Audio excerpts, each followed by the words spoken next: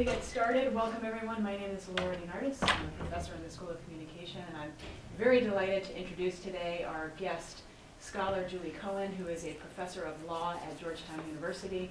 She is a renowned scholar at the intersection of intellectual property and privacy, and she's also on the advisory board of some important advocacy organizations, including Public Knowledge and the Electronic Privacy Information Center, EPIC. She holds degrees from both Harvard University and Harvard Law School, and she's written a number of publications, including a book by Yale University Press entitled Configuring the Network Self, Law, Code, and the Play of Everyday Practice. And I'm absolutely delighted that she's joining us today. Please help me to welcome her. Thank you, Julie. Thank you. I think they want me to turn this on. Oh, it is on. Okay, perfect. Thank you for having me. It's my spring break, but we start classes again Monday, so I have to turn my brain back on anyway. So I'm really happy to come and talk to you about the book, which I enjoyed writing and I love to talk about. And what I'm going to do is set the stage a little first in terms of how I came to write a book about the network self. If you were to go and do a survey within the legal literature on cyber law and privacy and intellectual property, you wouldn't really find that term there. And so part of my task is to explain to you how I came to think that's something worth talking about. And so, and the way I started to come to that was by seeing something that struck me as a puzzle, which is that within the world of legal scholarship and legal theory more particularly, people think they've figured out how to talk about the relationship between information rights and human freedom. And it's basically this. So pursuing important goals like cultural progress and critical independence of mind and technical innovation requires a philosophy of enlightened libertarianism that exploits the interplay between freedom of speech and freedom of choice. So in the domain of copyright, that view suggests that if you want cultural progress, you have to solve an incentive gap. And you solve that by providing economic incentives for creativity. And as long as you provide appropriate safeguards for things like parody and free speech, the market exchange of culture will get you progress. And in the case of privacy, that worldview suggests that the problem to be overcome is just an information gap. And so if you tell people enough information about how their information is being collected and used, then they can make autonomous choices about how to share their information. And then recipients of that information can use it to connect people with the goods and services that they want. Again, with some safeguards for particularly sensitive uses of information. But in general, that view holds that we all benefit from openness, including openness with respect to the circulation of personal information, which enables thriving information markets.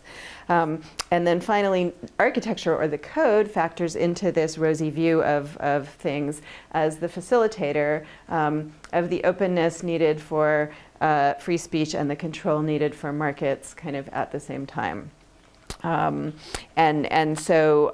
the conclusion then of all of this rosy theorizing is that we should regulate with a very light hand, and we should expect information markets to be the best producers of technical capability, of culture, of the appropriate uses of personal information, all in response to demand. But as I kind of poked around at this view, I came to think that something is missing in the way that legal academics and policymakers reason about technology policy problems. And more specifically, that the ordinary ways that we talk about these issues that I've just kind of capsule summarized for you actually fail miserably to describe the ordinary individual experience of the networked world, which is increasingly not the experience of freedom. People are losing control of their personal information. They are often losing control of the ability to control flows of cultural information, and I'm talking about the ordinary person, right, not the skilled hacker. And they're losing essential aspects of the ability to interact with mass culture and to make choices about their interaction with the online environment, notwithstanding all of this rhetoric of choice and freedom.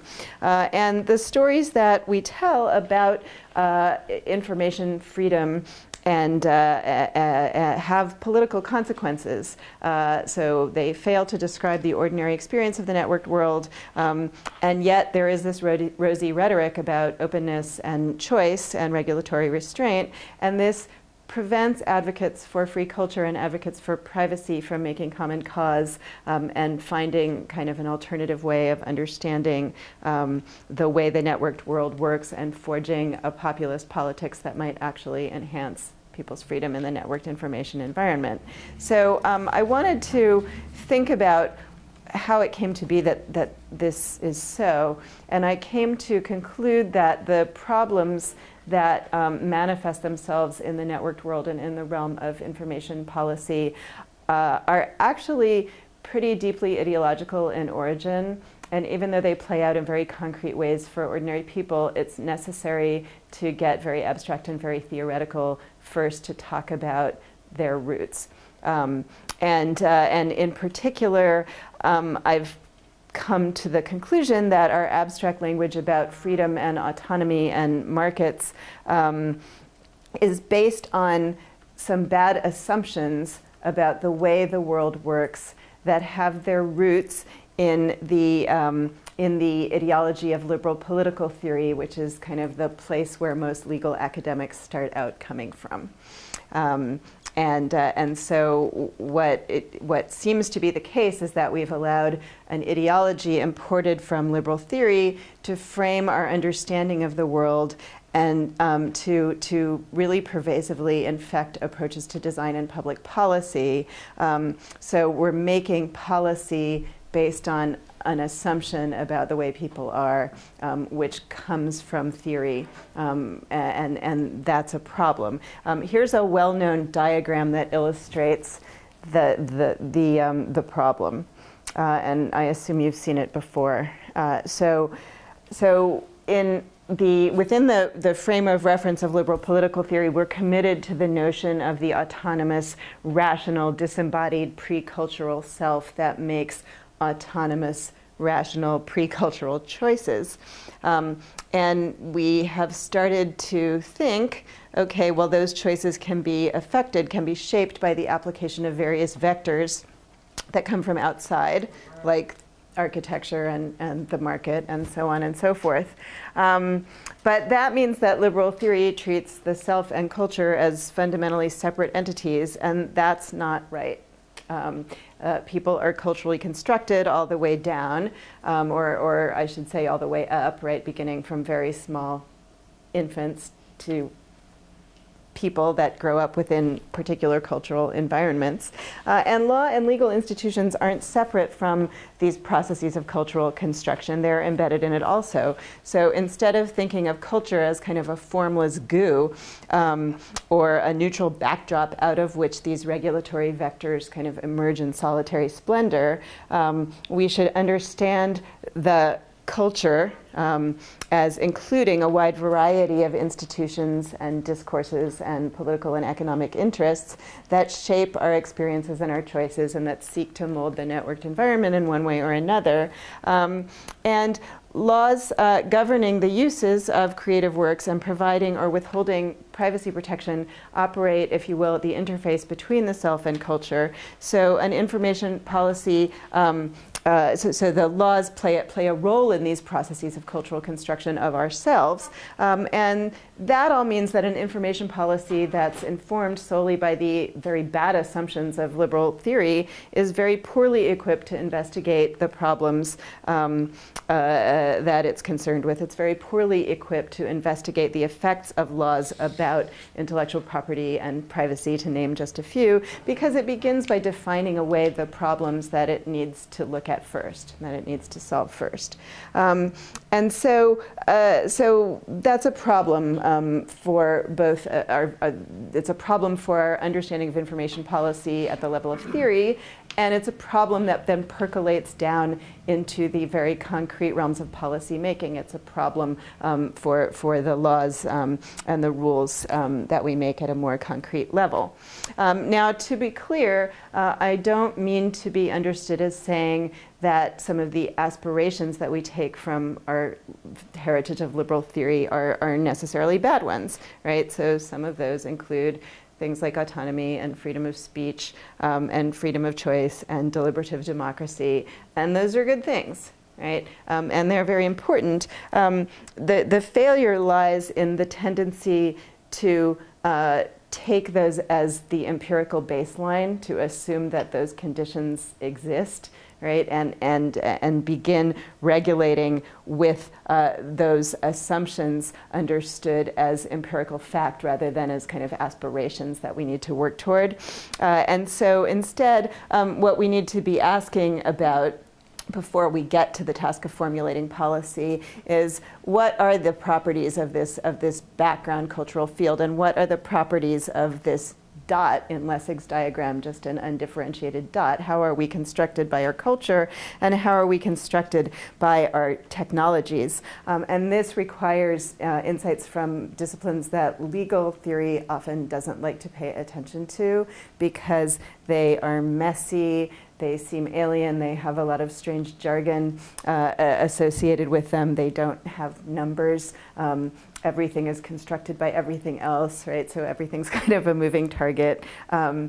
And that's a problem too, right? I don't want to dismiss that, but nonetheless, simplicity is only a virtue if what you're talking about is simple, and so sometimes you need to engage with the complexity and figure out how to translate it. And so, on a methodological level, the contention of the book is that we need to learn to speak a new language that comes from these other fields in order to do information policy the right way, and that's what the book then tries to do. So the book more particularly tries to do three things. It tries to first, once we jettison the assumptions about the autonomous, rational, pre-cultural self taken from liberal theory, offer as an alternative a more descriptively defensible model of the self, whose freedom we're trying to enhance through information law and policy. And then second, to take a look at how the structure of the networked information environment as it is emerging affects that self. And then finally, and only finally, ask, okay, how does this cash out in more concrete terms for information law and policy? So who is this dot? Oh, come on.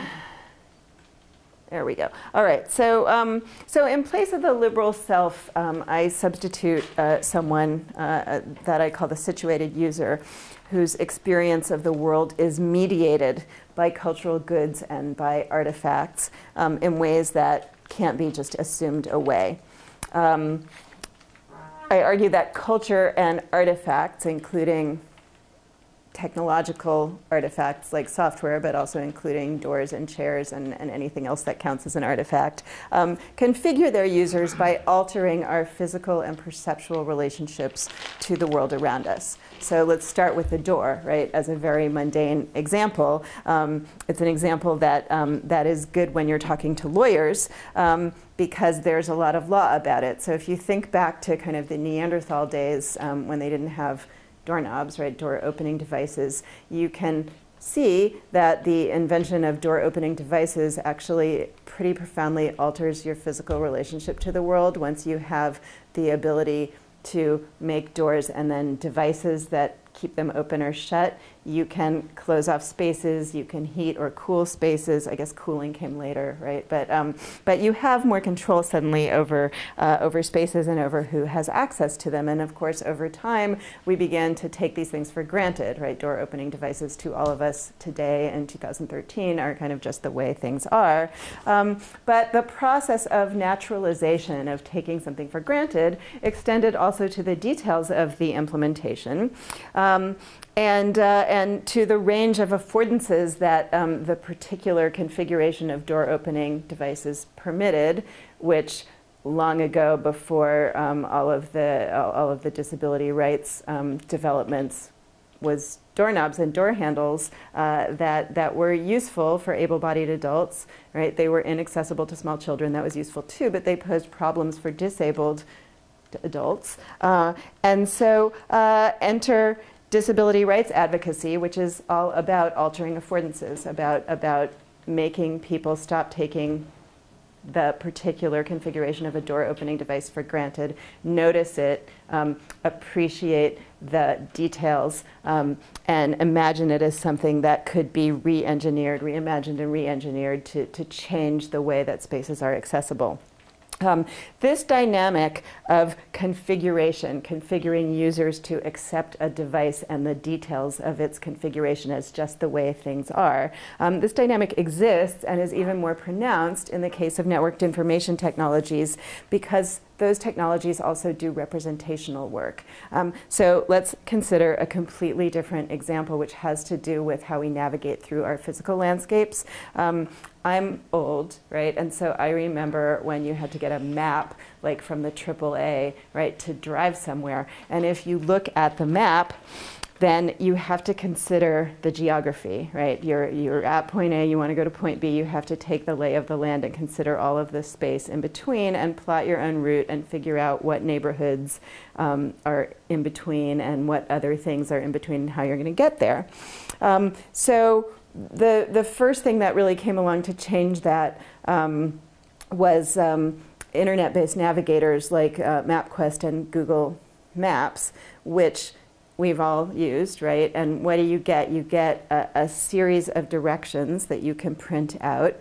And if you look at the entire series of directions before starting out, which is a good thing to do because you're not supposed to read and drive, you still get a little bit of a sense of the lay of the land to the extent that you might be asked, do you want to avoid highways or use highways? Or you might get a choice of a couple different routes. But you don't have to pay attention to nearly as much. And then, of course, when you take the next step to your iPhone with Siri or some other real-time, massively kind of mediated GPS device, you get your directions spoon-fed to you one step at a time, and you don't have to take note of anything between point A and point B at all. You just magically get to point B.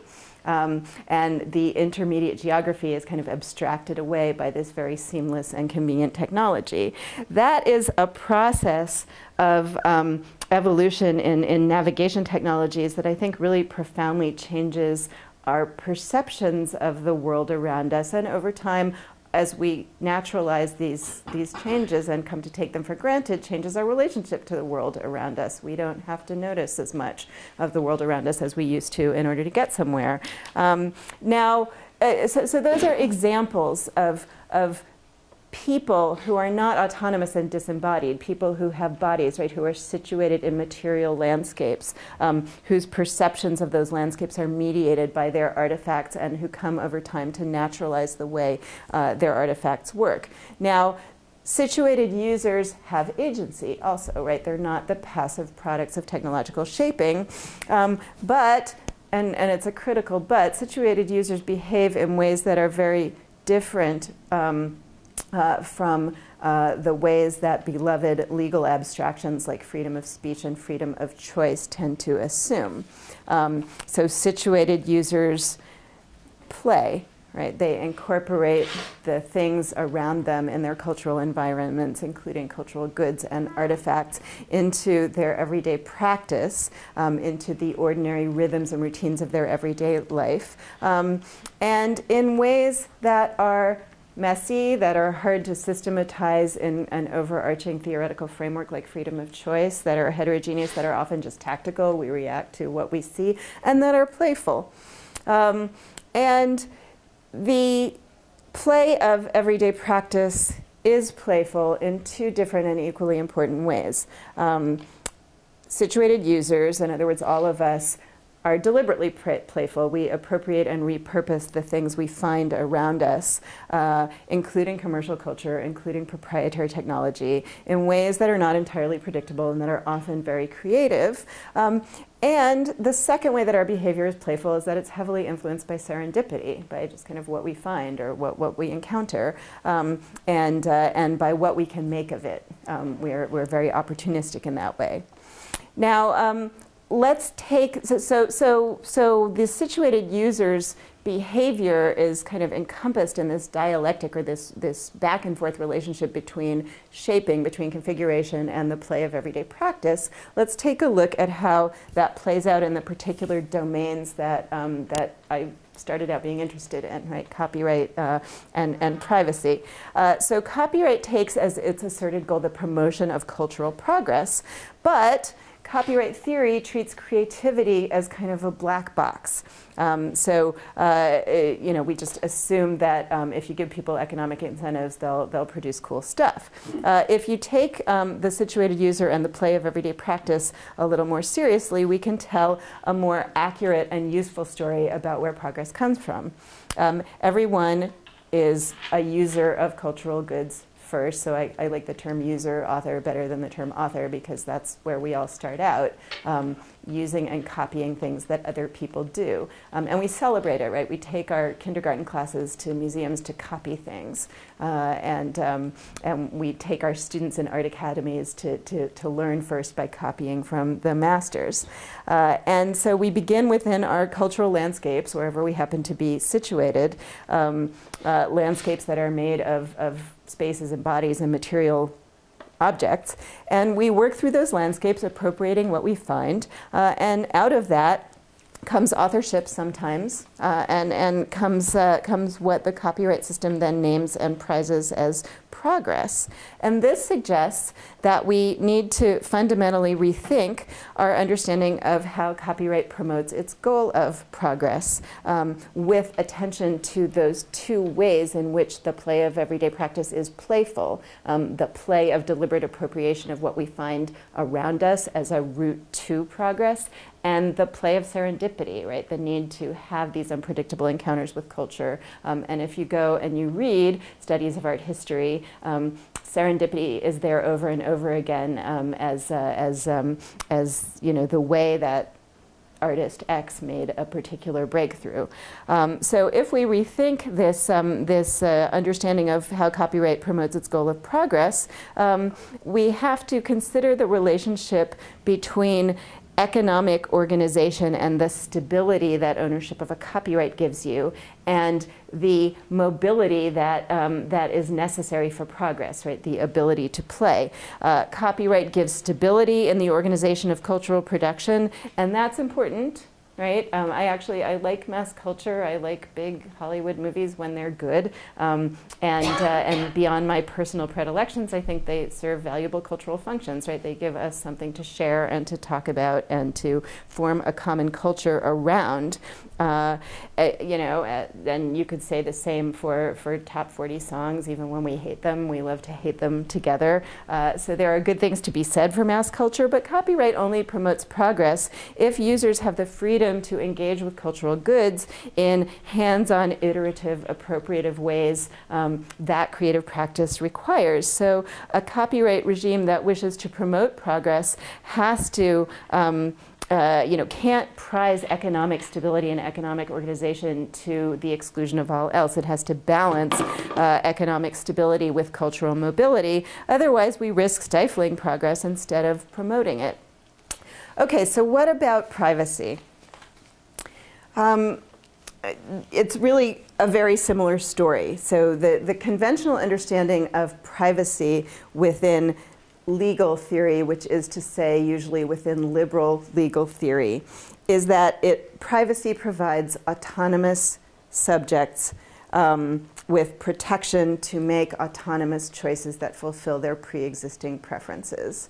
And some legal writing on privacy, in my opinion, the better legal writing on privacy does recognize that over time our preferences evolve and change as we consciously shape them. But still, you know, because of the constraints of the theory, refers back to that autonomous core that we're all presumed to have. But that's not really how it works, right? If subjectivity is socially shaped all the way up, then the way that we learn how to be critically independent thinkers and critical liberal citizens is through a process of cultural construction, right? We begin as situated subjects doing boundary work within our cultures, exploring the things and the people and the groups that we encounter.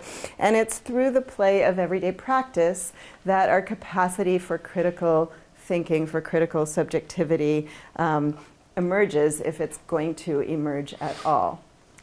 Somebody whose choices are constantly shaped for them and who lacks the room for that play of everyday practice may not ever get there, right? That's why when you are a parent, and I don't know if any of you are, you have to leave your kids room to screw up, right? Because that's the only way that they learn actually what it means to make good judgments. So what then is privacy? Liberal legal theorists often don't like what they caricature as kind of the argument from postmodernist social theory, because they understand it as all about social shaping and negating any room for subjectivity or selfhood altogether. That's actually not what I'm saying. It's through the play of everyday practice that our subjectivity emerges. We can't escape social shaping, and we shouldn't really want to, but through the play of everyday practice we can gain kind of partial critical distance from it. That's the only way that we can gain partial critical distance from it. And that requires then the ability to engage in the play of everyday practice, the breathing room, if you will, to experiment with beliefs and affiliations and identities and actions and reading materials and so on. And privacy then is kind of a shorthand for these processes and practices of personal boundary management and experimentation, which constitute kind of an ongoing negotiation between the self and society. And this means that privacy law does, like copyright, seek to achieve a balance, but the balance that it seeks to achieve has been misdescribed within legal theory. It's not about protecting the solitary, autonomous subject from kind of the buffeting, disrupting effects of social and technological change. In fact, that narrative has it exactly backwards. The thing that is changing is our emergent subjectivity as we encounter new things. And the efforts to kind of fix us and stabilize us come from outside, right? From the data brokers and the other entities that seek to characterize us and know us and have a fixed description of what we are and what our preferences are and how we will behave. And the privacy then that, the balance that privacy seeks to achieve is a balance between these efforts at transparency and exposure that come from around us and breathing room for the play of everyday practice that enables us to develop and change and grow. And if that balance then tilts too far in favor of transparency and exposure, we risk stifling our ability to develop that critical perspective on the world around us, which is so necessary if we are to aspire to liberal subjectivity, right? If we are to attain some critical independence of mind. So privacy provides protection for changing dynamic subjectivity rather than for the fixed autonomous liberal subject. Okay, this is getting a bit repetitive at this point, but the same story again for the code. There's a big literature that represents a lot of dead forest at this point about whether code constrains liberty and how it constrains liberty. And I think that most of that literature is kind of silly. When we take the situated user seriously, of course all code constrains our liberty in some way, just like the walls of this room and the chairs you're sitting in constrain your liberty because they're artifacts, right? And they do some things and not others. The more important question is how the rules that govern access to the artifacts affect processes of technical innovation and affect other practices that we as social beings might want to engage in. So if we take, for example, as one of our goals, technical progress and the diffusion of technical progress within a society, and consider consider how that happens, again, right, it happens when situated subjects encounter artifacts and appropriate them, right, and quite often adapt them, hack them, repurpose them to their particular situated goals. Achieving those goals then depends rather substantially on the extent to which situated users have the ability and the freedom to tinker with the materials that they encounter in the technical landscapes that surround them. We've been busy constructing some legal regimes that constrain the ability to do that. Right, that prize the security of technical systems, and they're instantiated in regimes like DMCA, anti-circumvention, and trade secrecy, and the like. But this analysis suggests that regimes like that also have a balancing act of their own to perform, and that prizing technical security unduly can have adverse consequences for the tinkering from which innovation and technical diffusion come, and that ensuring an ongoing technical dynamism then depends on getting that balance right, or righter than we're getting it now. Now, all of this has been a discussion directed at the first of those three questions that, that I talked about. And let's just talk much more briefly about the second one. How do changes in the network alter or reshape this experience, the situated user experience of the networked world? We hear a very great deal in internet policy circles about the benefits of openness and being networked, and I don't want to minimize the benefits of openness and being networked. You all are born, well, some of you are born digital, right? And you know how much information you can get. But I think we ought to pay attention to two other things that are going on. The first is the rise of what I call in the book regimes of authorization, which is kind of, I guess, an application of this literature and surveillance, right? Networked information technologies, as they are being implemented, often radically increase the degree to which our movements and transactions and communications are monitored and cross-referenced and authenticated in real time, not in developed Western economies, typically for Orwellian surveillance state purposes, but quite often by commercial interests, right? By the Facebooks and the Verizons and the Comcasts and the Foursquares and the YouTubes and the Googles and what have you. Legal scholars have focused on the emergence of these architectures of control by focusing on what they prohibit, but I want to put to you that I think their significance consists instead in what they allow and how they allow it. So that what they authorize, right? And authorization is precisely calibrated to particular objects and resources based on passwords, right? And other authentication procedures. So you have levels of access to particular things.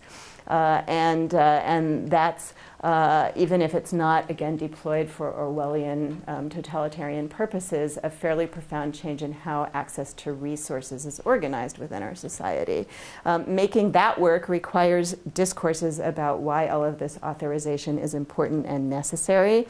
And we're seeing the emergence of discourses that validate authorization procedures. Some of them are pragmatic, right? Like protect your passwords, right? And encrypt them and carry them on a USB stick and don't share them with people. And others are more hortatory. So we have discourses about the importance of trade secrecy and the DMCA and the state secrets privilege in the realm of national security, and these ways of talking about levels of authorization have, over time, I think, an effect of getting us to accept as quite natural certain regimes of differential access to resources.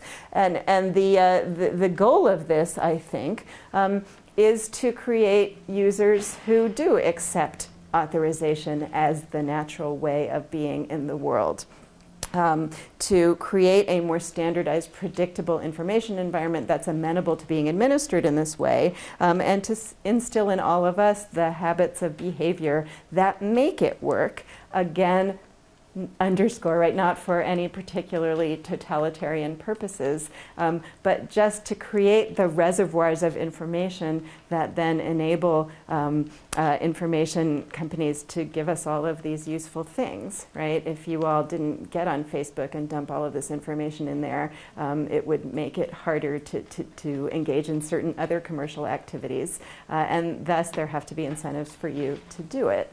And none of us likes to think of ourselves as a laboratory rabbit, so we can sometimes tend to resist that observation. But there is a lot of push towards certain kinds of information sharing by ordinary people, and then other practices of information security, particularly security of technical information. All of this, I think, affects the play of everyday practice because it kind of reconfigures the information environment to change the ways that flows of information go. And it trains us to play differently. The second thing I think we should take note of is something that I call autonomic technologies. And this is by reference to your autonomic nervous system, which works great when you don't notice that it's working, right? If you have to worry about your breathing and your circulation and your digestion, you need to go see the doctor. This in the design of networked artifacts and interfaces, best practices increasingly operate to obscure the details of the operation from all of us users, and to make it seem as though the operation is just seamless and effortless and convenient. That didn't just happen. There's a series of important papers in the technical literature articulating certain concepts that became seminal in this area. There's a guy named Mark Weiser who propagated a concept called unremarkable computing, and this is at the basis of much research in ubiquitous computing, the idea that your artifact should just compute things and do it in such a way that it happens without your needing to pay attention. So one of the examples is your refrigerator will talk to your PDA, and then you'll go to the grocery store and you'll know what you need to buy, and all of this happens without your noticing. Tim Berners-Lee talked about the semantic web, continues to talk about the semantic web, and so the idea then is that we're surrounded by a web of artifacts that is just taking inputs from us in terms of our behavior and our revealed preferences, and using that information to show us things that we want. Again, so I call these technologies autonomic because when they work right, they work the way our digestion works, right? The way our breathing works. They disappear. We're not supposed to notice it. But of course, that invisibility makes the operational logics of our networked information environment invisible to us, right? Opaque to situated users who inhabit the networked information environment. That's again reinforced by some of this trade secrecy and technical secrecy discourse. And it operates to make us complacent, right? We don't need to worry about what's going on inside our iPhone or anything else because it's all so seamless. This cuts against some of the very attributes of the networked information environment that have been touted by scholars, like the generativity, right, of networked information technologies, the idea that anybody can take them and build anything. Well, that's only true if we even notice that there's technical work being done, and only true if we can actually get access to the code in ways that aren't kind of walled off by anti-circumvention and trade secrets and other things. It's hard for something to be autonomic and the subject of play right at the same time. I guess there are yogis who play with their breathing, but most of us don't think about it that way. And from that perspective, the DMCA and the nice design of our iPhone are two sides of the same coin, which is kind of a mind-blowing proposition. So I think that the resulting combination of kind of emergent surveillance control within the network and seamless convenience and operational opaqueness is something that we should pause over and be troubled by and think about really hard. When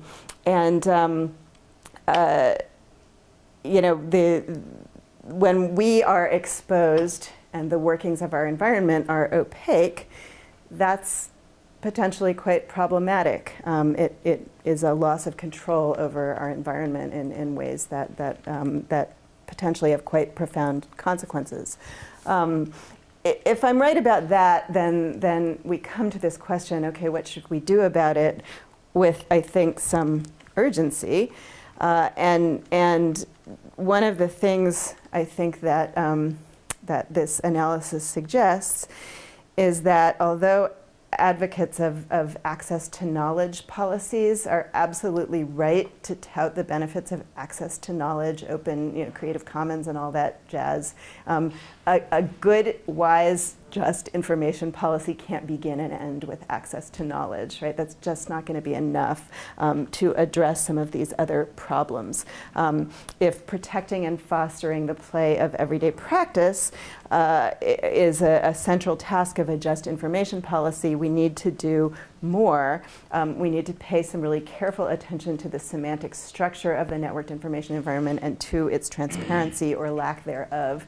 And this suggests two other foundational principles to what I call structural conditions of human flourishing. And both of these things, I should note, are baked into the analog world to such an extent that we don't usually think about them or stop to notice them. Operational transparency and semantic discontinuity. Very briefly, and this is the last slide, what are those things? And I think you read chapter 9, so you know a little bit if you read it about that. Operational transparency is meaningful transparency about how the networked world works. The technical protocols that sort us and collect information about us and deny access or authorize access to resources are the basic operational laws of the networked informational environment, kind of like the laws of gravity in the real world. And in order for people to flourish in the networked information environment, we need to have some meaningful access to those laws. And that suggests a range of potential reforms to consider, starting with something Laura's written wonderfully about, which is access to the processes within which network protocols are determined, and extending into lots of other areas.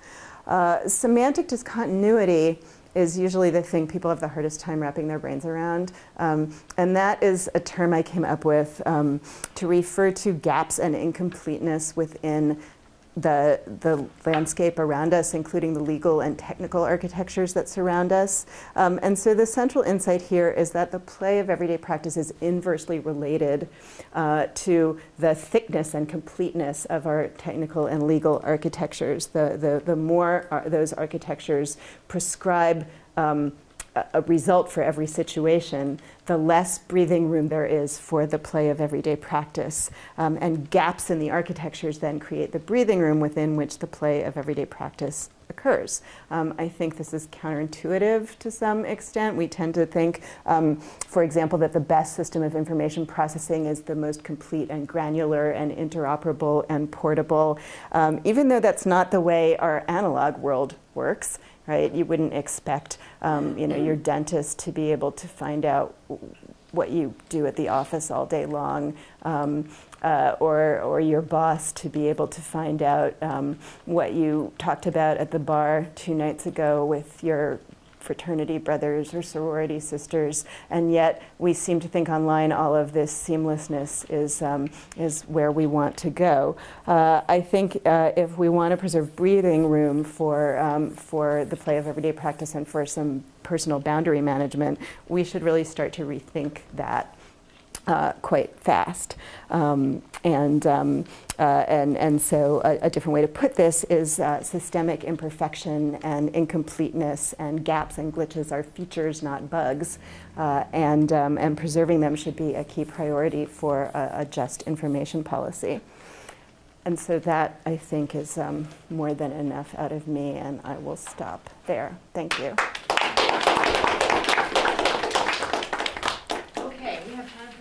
And I know we do have some questions, so who would like to go first? Don't be shy. How about Tiana? Yeah, Okay. I was wondering, how novel really is this argument in the scholarly and policy world where you come from? So this, the main proposition is you have the lack of compatibility between the open access and privacy. How novel is that? Who do you apart from the sources that you draw from and you explicitly draw from, how come, is that something that is obtrusive? Is it something that is so novel that you think would be very hard to base policy on? Because there will be a lot of opposition? Right. Some of it is and some of it isn't. Right. I would say the operational transparency stuff is less novel. There's other stuff out there. Laura's book on protocol politics, right? So which is kind of on the edge of the legal literature. There's stuff in the legal literature talking about the importance of what I've called operational transparency, even if they don't call it that. The semantic discontinuity argument is a little more unusual. Even so, though, there's many of the more concrete things I mentioned, like we should make these three kinds of reforms to copyright, or these 4 kinds of reforms to information privacy, are not especially novel. What the problem is that those arguments tend to run aground on kind of the liberal paradigm for thinking about privacy, right? So if you're starting from a baseline in which people assume, oh, people can make rational autonomous choices as long as we disclose enough, and really all of this information processing is good and serving First Amendment purposes because it's just constructing more knowledge about people, it becomes actually really hard to have a discussion in a policy forum in which one can explain in a persuasive way why privacy, for example, is important. You end up, it ends up being that people think, okay, well, so there's a yuck factor to new technologies, right? There's kind of an inarticulate creeped outness, right? And the privacy advocates are coming forward to express that sense of yuck. But really, what's happening is they're kind of fuddy-duddies, right? They're expressing kind of an old-fashioned nostalgia for a world that we're just leaving behind, and they're in the way of innovation. And it becomes hard to make the case for certain reforms to, for example, information privacy law, because at a very deep level, the justification that has been constructed, I think, is not persuasive enough, and I think it's for this reason, right? So I'm not necessarily saying, oh, I have 20 new legal reforms that nobody's ever thought of before. What I'm saying is I have a way of talking about why these things are important that is essential to actually explaining why they are important and why it needs to be taken seriously. Yeah. Mm-hmm.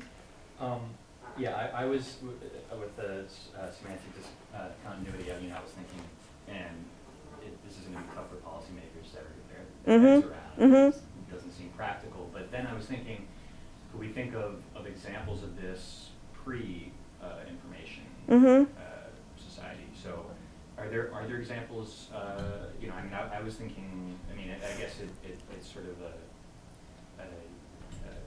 in the context of globalization, but libel tourism is one of these sort of like gaps that this system allows. So I was wondering if there are any other pre-internet examples that you could. Well, I think we all have many of them. If you just each think about the different communities that you connect with in your own lives, and would you necessarily want, everybody that you work with to know that at your church you sing gospel with incredible fervor, or that,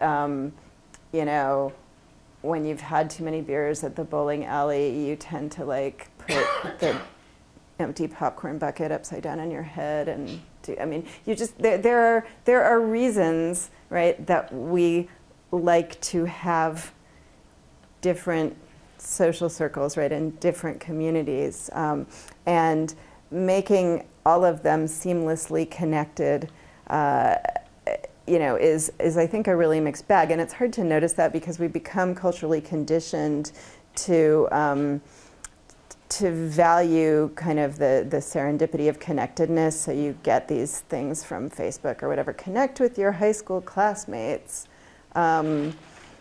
How great is that? I don't really know if that's so great, actually. If there are some I want to connect with, I can do it. But we've been acculturated to value the making of the connection and the elimination of the gap without kind of pausing to consider, would it really be so great if we took all of those gaps out of our everyday life? I don't actually think it would. But I agree that it's a tough proposition to sell. So let me take a different example, right? I have on my Android phone the Park mobile app. So when you go park in DC, you can enter the little code. And I put it on there, and then I thought, well, wait a second, right? I actually don't want that. I like having to carry a roll of quarters. I hate having to carry a roll of quarters, right? But I like the idea that I can put quarters in a meter, and there isn't some app sitting there somewhere that knows where I've been. But I think most of us don't stop to think that thought often enough because we think, oh, cool, I can pay for parking with my phone, and I don't have to carry a roll of quarters. Well, you know, there are two sides to that question. And what is happening in our policy discourse and in our architecture is everything is pushing toward the seamlessness, right? So we're not being asked often enough to stop and think about the other side. And that's another way of putting the semantic discontinuity concept, which I freely will agree is not a concept you could take as such and sell on Capitol Hill, right? It's just too weird. So, yeah. Well, thank you for coming, Dr. Cohen, speaking to our class today. We've talked at several points of this class with Dr. Nardis and last semester's class about the opt-in versus the opt-out, and how which sort of fits into the seamlessness of well, you're just expected to opt, you know, you're already opted in, and you have to go through all of these extra measures. What do you think about because there's a labor that the technology is asking the user to partake in. What can you speak about that for a minute? The labor of opting out if you want to opt out. Yeah. Yeah.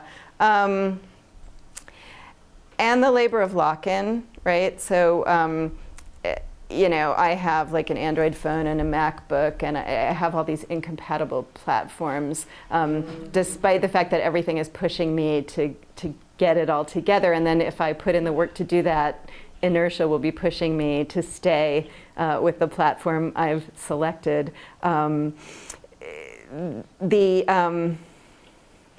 It's really actually an interesting problem, and one that that some people are starting to write interesting stuff about, not for the most part in the legal literature. So there are different kinds of labor, right, that the technology asks of us, and some of the labor is labor that we are asked to undertake to kind of fully enroll ourselves in this seamless environment. Some of it is labor to kind of quantify ourselves, right? You can get all these apps to monitor your caloric intake and your exercise and your whatever. There's tons of them. And that's, so then the labor becomes kind of a performative affirmation of the value of what the technology is doing. Other kinds of labor, you know, are kinds that make it hard to kind of get out, right? Or it's harder if your platforms are incompatible, so you're supposed to not like that, right? It's harder to have to keep clicking, yes, I'll allow a cookie for this session, which I do like a total maniac, right? And so there's a question about, there's a set of questions about how we understand the nature of the labor, right? Because there are kinds of labor that we'll cheerfully do to enroll ourselves in the technology, and there are other kinds that we won't want to do, that we experience as inconvenient, as a pain to keep clicking, okay, I'll take the cookie. And I think that some of the legal literature around notice and consent and privacy is starting to look at this, right? So there is interesting work being done on actually how you would get meaningful disclosure and how you would get meaningful consent, and it may not be the way you think. And there is other meaningful work being done on how you might signal to people, for example, that when they perform a search for climate change, you're going to get shown different results if the system, if Google knows your you're, you know, a Democratic voter or a Tea Party voter, and how maybe one might, if one wanted to, design a system to just remind the user, right, hey, there's this other perspective out there, instead of just giving them their bubble. So, you know, I could go on. This needs, there's a lot of work to do theorizing the kinds of labor, and then the way that the labor and the architecture intersect to kind of characterize the labor as either something that you want to do or something that you don't want to have to continue to do. We in the intelligentsia here Mm-hmm. sort of, we think about these issues and yet we still do it. Right, of course we do. So what chance does common consumer A have about thinking about these issues? Well, you know, think about how it became uncool to smoke. It didn't, when I was growing up, you know, all the people in the movies smoked and it was cool to smoke, and it's changed, right? It didn't happen accidentally. There was thought about how to change the affective dimensions of the action, of the performance, you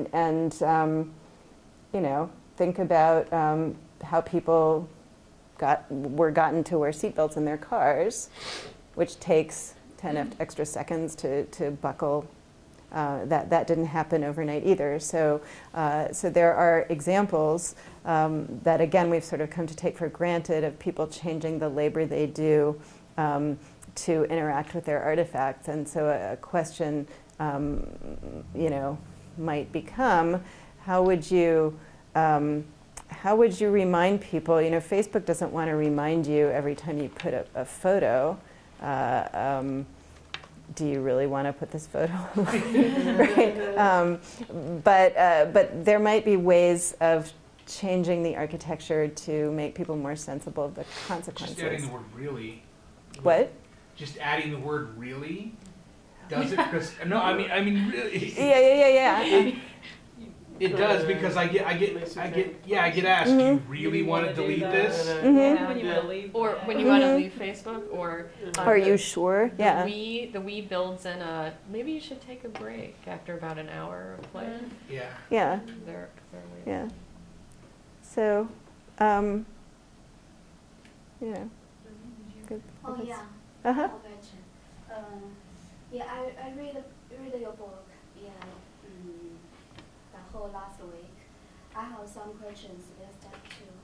I think the play of everyday practice seems to me lack of clearness of theory. Mm-hmm. What we want to know is still in chaos. Or in other words, we are in big chaos after that, because the play of everyday practice seems to me really a little blurry for me. Mm-hmm. So my question is, the first question is, could you describe the feature of the play of everyday practice? That's the first one. May I pick the second one? Mm-hmm. The second one is thematic discontinuity. Mm-hmm. Yeah.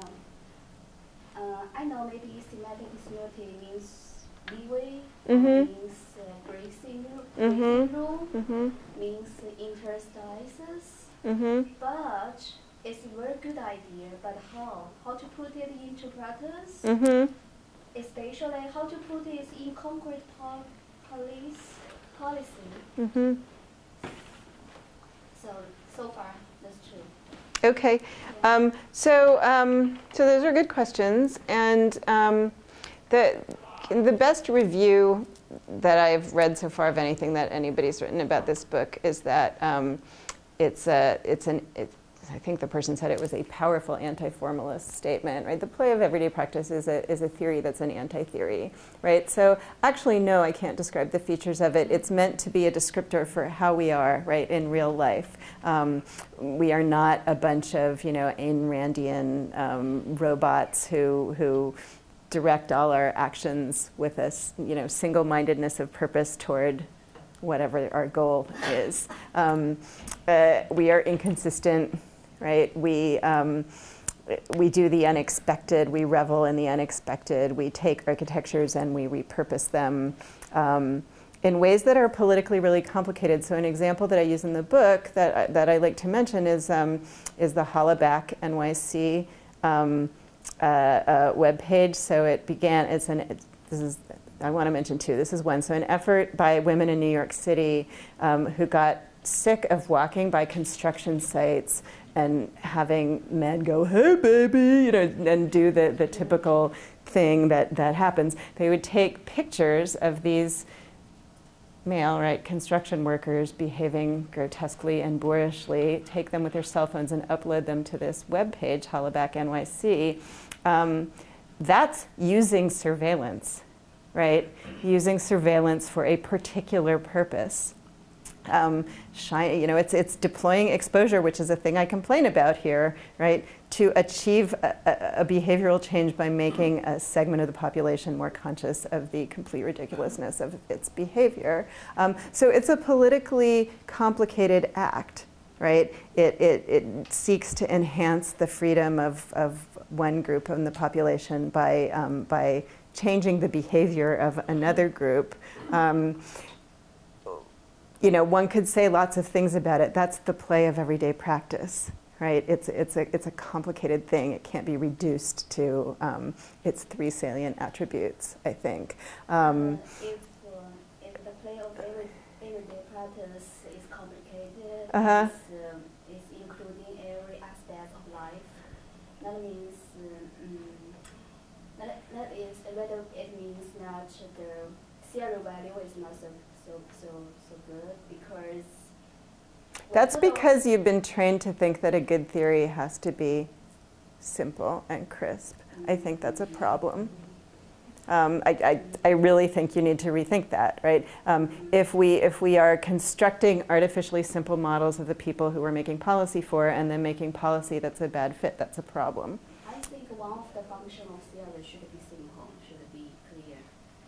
Okay, well, I mean, you're certainly entitled. Okay, but so moving on to your second question. Yeah. So this is actually hard, Because there's a lot of sort of gravitational force pulling towards seamlessness, because people value the convenience, because there is money to be made, because there is political gain to be had from kind of knowing what people are doing, and so. So I guess, and I'm not a technology designer, and so I have to kind of speak to it incompletely. I think at a minimum, we should be rethinking the way people are taught about good design and how to design artifacts, All the forces are kind of pushing in the same direction, and there isn't, to my knowledge, a curriculum of ethical considerations in design that is commonly taught to students in computer science or that is practiced in the industry that talks about the benefits on the other side. There is, there's a lot of, in privacy, we seem to have kind of settled on the idea that there are certain sensitive kinds of information that need to be protected a little more stringently, but that there should be less barrier to the recombination of lots of other kinds of information. And so, I think that we need to think a little more seriously, a lot more seriously than we have done about things that seem really powerfully counterintuitive, like injecting noise into databases, like destroying data, pushing back against the seamlessness by kind of injecting gaps and holes, and that there might be a whole suite of technically interesting ways to do that, none of which I'm competent to discuss because that's not, I don't build code. I come from China. Mm-hmm. China is, maybe in your term, is full of semantic discontinuity. Mm-hmm. Because every law exists so much leeway, so Mm-hmm. much brazeness, so Mm-hmm. everyone can do their own stuff in the frame of laws. Mm-hmm. So if this is so-called semantic discontinuity, I don't think it's a good thing. Mm-hmm. So I just wonder. Do you want to jump in on this point? Yeah, I'll just ask a Mhm. follow-up question, Mhm. if I may, Mhm. about semantic discontinuity. And I personally find it incredibly useful as a theory, especially for people like me who are, advocates of interoperability at all costs, right? And so it really, it's a theory, but I can see how you can operationalize this in a number of different ways. In the area of e-health, in the area of online marketing data, in the area of government fusion centers and data that's collected. So, I could see a lot of applications of it, where you absolutely don't want interoperability, you don't want access to all information. But I had a question for you, and it has to do with content versus technology. So a lot of the semantic discontinuity, which you want at the content level, would be carried out through some technological means. And the question is just a general one about your sense of whether right now we're moving further away from semantic discontinuity, or are we moving towards it? Because in a lot of ways we're losing some interoperability, in cloud computing. Is your sense that we are, just the natural way that innovation is unfolding, do you feel like we're getting more semantic discontinuity or less? Well, I think that there is to some extent a balance, right? And there's an equilibrium of sorts, and I do talk about this a little bit in chapter 2, I think, between what a Schumpeterian would call creative destruction, right, and the seamless interoperability, right? So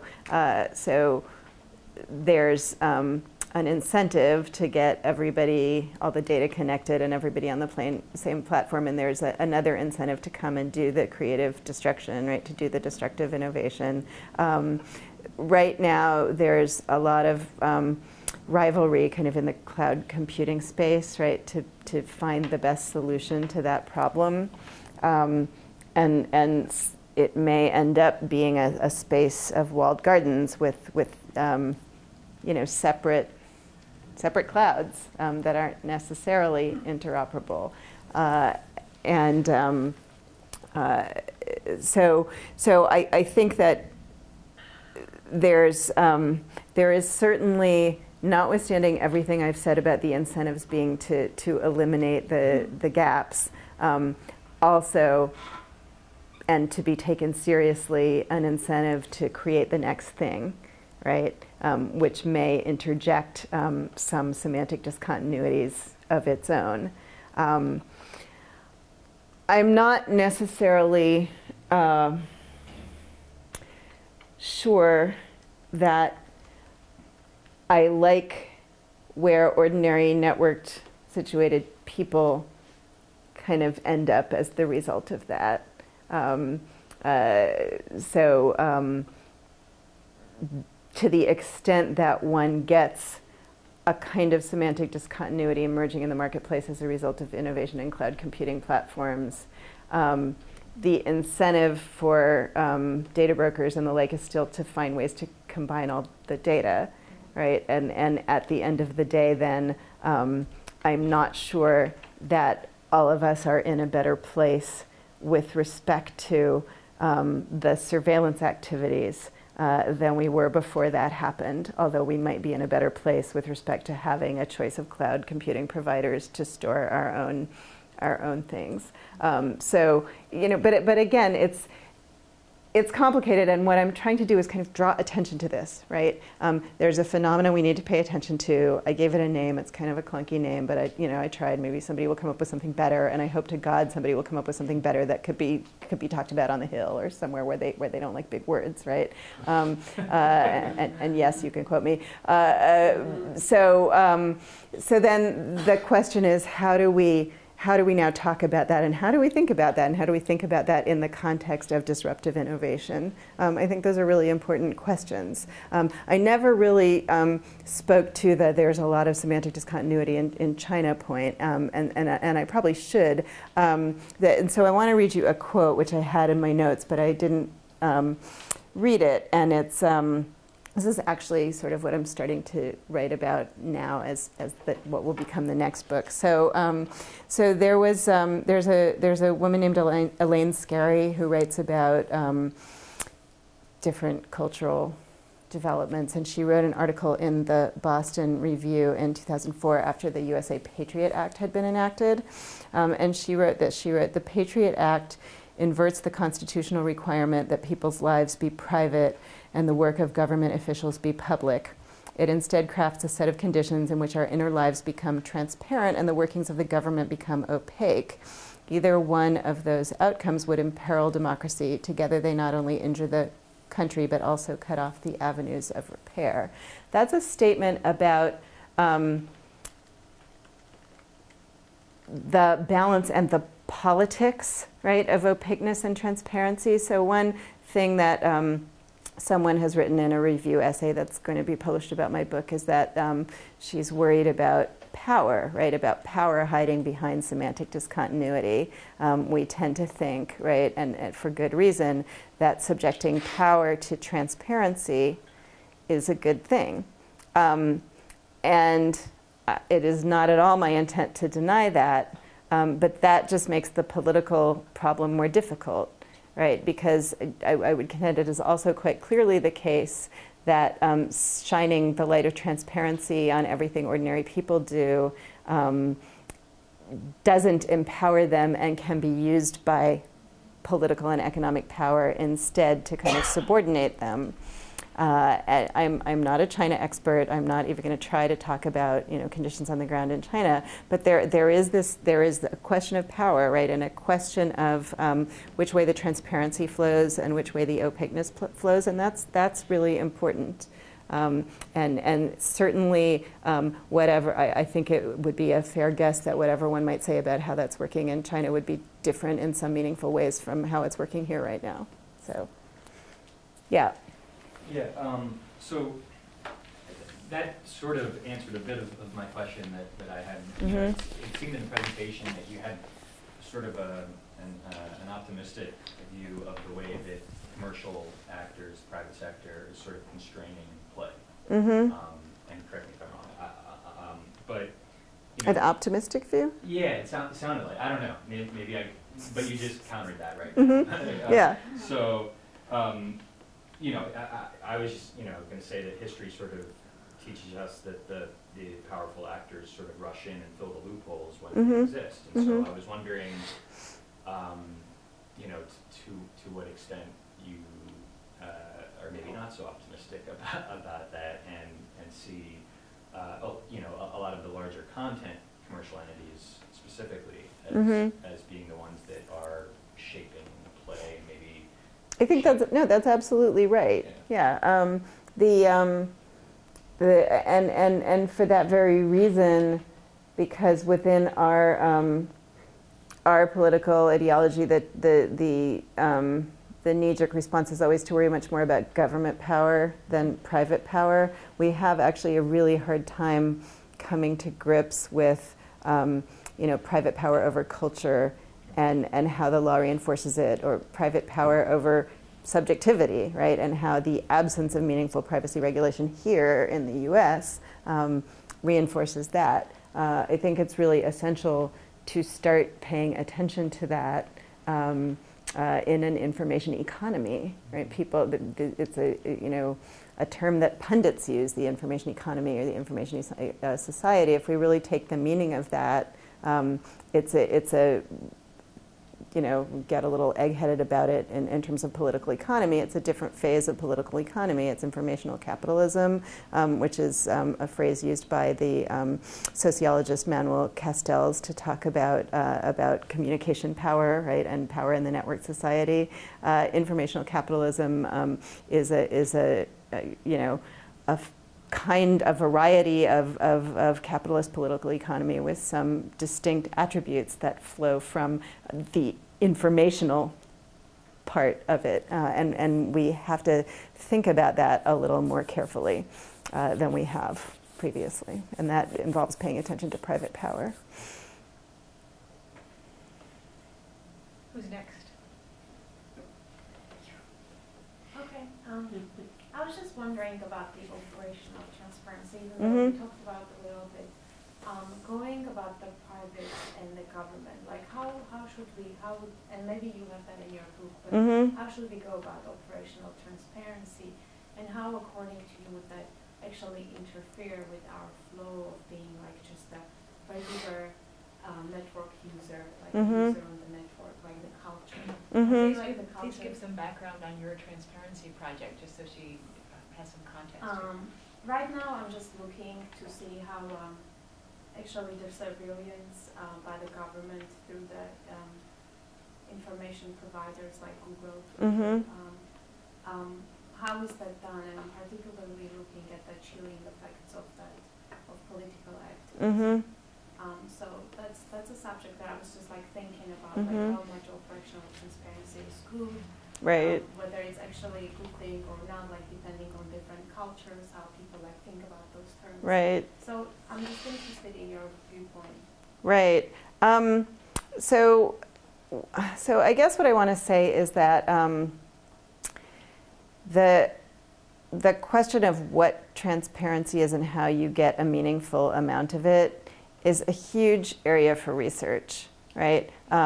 We have kind of a crabbed idea of transparency in some of our laws, right? So there's the Federal Freedom of Information Act, right? You either get disclosure or withholding of documents, or sometimes you get redaction and disclosure with redaction. There are, that's just scratching the surface, right, of the kinds of ways you could get transparency. You could have, disclosure with protective orders to kinds of ombudsmen. You could have different kinds of audit. You could have, a spectrum from full openness and access to standards proceedings prospectively to different kinds of after-the-fact disclosure of how things are working. And again, I'm not an expert on this, right? But it's clear that I can say at a minimum that there is a huge range of possibilities, and we haven't really explored most of them enough. So if you come to your project, right, take an interesting contrast. So Google has this new transparency initiative to disclose all of the government subpoenas for user information. And has defended, and clearly will defend to its sort of dying breath in court, against efforts to render its search algorithms transparent.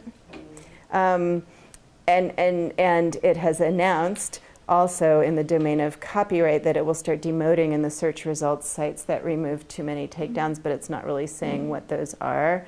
So so Google and transparency is a really interesting topic all by itself, right? Because they have these different stances on different aspects of transparency. And I would argue that those are all things about which transparency is important, but that it doesn't necessarily follow from that statement that you would want to achieve transparency about all of those things in exactly the same way, right? You need to analyze the problem first, and I haven't systematically done it.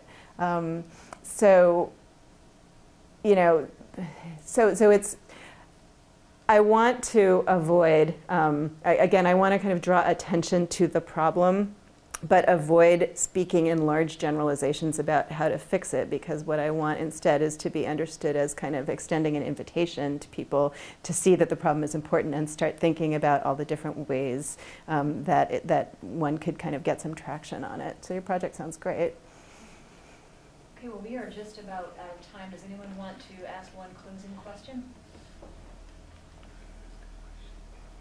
Or like 5 closing questions that I won't have time to answer? That would be good too, right? Okay, well, this has really been wonderful. Thank you so much. Thank you so much. Those are good questions.